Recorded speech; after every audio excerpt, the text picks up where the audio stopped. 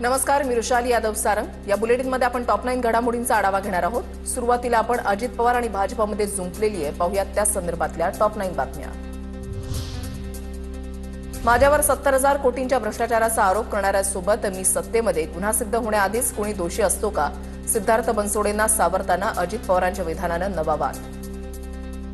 उद्याच्याला गुन्हा कुणावर झाला तर गुन्हा सिद्ध व्हायच्या आधीच तो दोषी असतो का?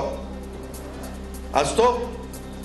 तुम्हाला माहिती आहे माझ्यावर 70,000 कोटीचा भ्रष्टाचाराचा आरोप झाला ना? ज्यांनी केलं त्या सगळ्यांच्या बरोबर मी सरकारमध्ये आहे ना।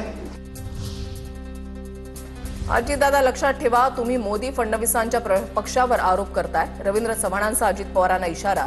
तर अजित पवारांना माहितीमध्ये घेतल्याचा पश्चाताप होतो का? पत्रकारांच्या प्रश्नाला रवींद्र चव्हाणांचं हो असं उत्तर। दादांना सोबत घेताना विचार करा असं फडणवीसांना म्हणायचो। चव्हाणांची टीका। लोकांचा दिशाभूल करण्याचा, खोटा नेरेटिव्ह पसरवण्याचं काम करतायत। आपण सर्वजण जाणता की ही सर्व मंडळी कशा पद्धतीने आपल्या बरोबर जोडली गेली। मी तर देवेंद्रजींना नेहमी खासगीत सांगायचो, साहेब थोडासा विचार करा।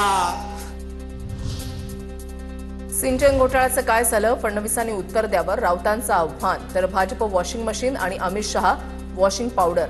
संजय राऊतांचा भाजपवर निशाणा। जो आरोप प्रधानमंत्र्यांनी केला त्याचं पुढे काय झालं? भारतीय जनता पक्ष ही वॉशिंग मशीन आहे आणि अमित शहा वॉशिंग पावडर आहे। वॉशिंग मशीन मध्ये घालायचं आणि अमित शहाची वॉशिंग पावडरात टाकायची, का सगळं स्वच्छ होतं। दमात घेऊ नका आणि हलक्यातही घेऊ नका। मुख्यमंत्री आणि गृहमंत्री पण आमच्याकडे। चंद्रकांत पाटलांचा अजित पवारांना इशारा। तर चंद्रकांत पाटलांच्या सूचनेची अतिशय गांभीर्यानं नोंद घेतलेली आहे अजित पवारांचं वक्तव्य।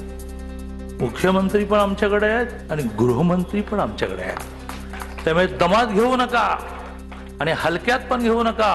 ठीक आहे, मी त्यांनी केलेल्या सूचनेची अतिशय गांभीर्याने नोंद घेतलेली आहे। पिंपरी चिंचवडमध्ये भाजपनं 8,000 कोटींच्या ठेवी मोडल्या। काही लोकांच्या प्रॉपर्ट्या कोट्यवधींपर्यंत वाढल्या। भाजपा आमदार महेश लांडगेंचं नाव न घेता अजित पवारांची टीका। ही लोकांच्या प्रॉपर्ट्या कशामुळे वाढल्या? असा काय चमत्कार घडला? असं काय त्यांनी कामं करून दाखवली? असे काय त्यांची इंडस्ट्री आहे की आज एक कोट्याधीश चे मालक हे झालेले आहेत? आम्ही बोलायला लागलो तर अजितदादांना अडचण होईल। रवींद्र चव्हाणांचा इशारा। अजितदादा खुद के गिरिबान में झांक के देखिए। चव्हाणांचं प्रत्युत्तर। या स्थानिक स्वराज्य संस्था अजित पवारांनी खुद के गिरेबान में झांक के देखना चाहिए, जसं हिंदीमध्ये म्हणतात। ते कोणत्या पक्षाबद्दल म्हणतायत?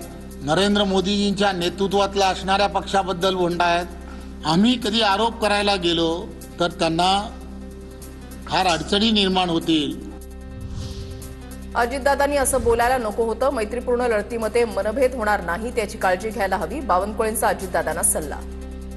अजितदादा, एकनाथजी आणि देवेंद्रजी आणि आम्ही सर्वांनी असं ठरवलं आहे की मित्र पक्षात निवडणूक लढताना मित्र पक्षात मतभेद आणि मनभेद होणार नाही याची काळजी आमच्या तीनही पक्षांनी घ्यायची आहे।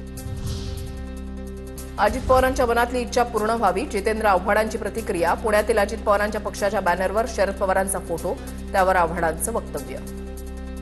मला तो प्रश्न समजला नाही आणि तशी इच्छा असेल तर काय वाईट नाही ना, चांगलं ना, त्यांच्या मनातली इच्छा पूर्ण हो। पुण्यामध्ये अजित पवारांच्या बॅनरवर शरद पवारांचा फोटो, बॅनरवर शरद पवारांचा फोटो कायम राहणार का? पत्रकारांचा अजित पवारांना प्रश्न। तर तुझ्या तोंडामध्ये साखर पडो, अजित पवारांचं उत्तर।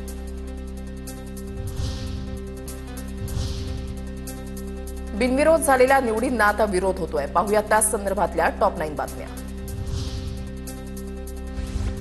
राज्यातील 29 महापालिकांमध्ये 66 नगरसेवक बिनविरोध। भाजपचे 43, शिवसेनेचे 19, तर राष्ट्रवादीच्या 2 नगरसेवकांचा समावेश। इस्लाम पार्टी आणि अपक्षाला प्रत्येकी 1 जागा। बिनविरोध झालेल्या निवडणुकांचे सविस्तर अहवाल द्या। निवडणूक आयोगाचे यंत्रणांना निर्देश। उमेदवारांनी कधी माघार घेतली? उमेदवारांवर दबाव होता का? याची शहानिशा करून अहवाल द्या। जिल्हाधिकाऱ्यांना निर्देश। बाळासाहेबांसोबत अनेक निवडणुका पाहिल्या। माझ्या उभ्या आयुष्यामध्ये मी अशी निवडणूक कधी पाहिली नाही। राज ठाकरेंची प्रतिक्रिया। ठाण्याचे शहराध्यक्ष अविनाश जाधव, अभिजित पानसे आणि माजी आमदार राजू पाटलांच्या समोर वक्तव्य। विरोधकांची माणसं माघार घेत आहेत आणि ते आरोप आमच्यावर लावतायत. तुमची माणसं तुम्हाला सांभाळता येत नाहीत का? भाजपा आमदार मंगेश चव्हाणांचा विरोधकांवर निशाणा. बिनविरोध निवडून आलेल्या 66 नगरसेवकांच्या विरोधात सोमवारी कोर्टात जाणार, मनसेच्या अविनाश जाधवांचा इशारा. विकासाच्या मुद्द्यावर उमेदवारी मागे घेणं हे प्रगल्भतेचं लक्षण, बावनकुळेंची प्रतिक्रिया. तर बिनविरोध कसे झाले याची चौकशी केली पाहिजे, रवींद्र चव्हाणांचं विधान. जे काही उमेदवार वापस घेतात, जे काही अर्ज वापस घेतो, तो अर्ज तिथल्या विकासाच्या विषयावर प्राधान्य देऊन मला वाटतं तिथे अनुपोत झालेले आहेत. विरोधी पक्षांमध्ये कोणी शिल्लक राहिलेलं नाही, त्यामुळे तो आलेला रिझल्ट जो आहे तो त्यामुळे आलेला रिझल्ट आहे. बिनविरोध होऊन राजकीय वाद पेटला. बिनविरोध निवडून येण्यासाठी 5 ते 10 कोटी दिले, संजय राऊतांचा आरोप. तर राज्यामध्ये लोकशाही नव्हे तर झुंडशाही म्हणत राऊतांची टीका.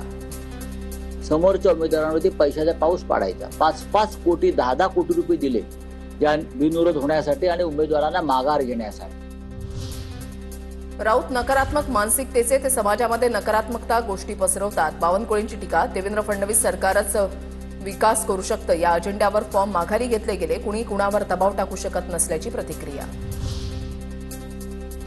त्यांनी न्यायालयामध्ये जावं, तो त्यांचा अधिकार. पराभव समोर दिसायला लागला की असे नरेटिव्ह येतात. विधानसभेत लोकांनी मतदान केलं म्हणजे लोकांनाच खोटं ठरवल्यासारखं आहे. तुमच्यापैकी कोणाला बिनविरोध निवडून दिलं असतं तर तुम्ही असे आरोप केले असते का? आमदार संजय केळकरांचा सवाल.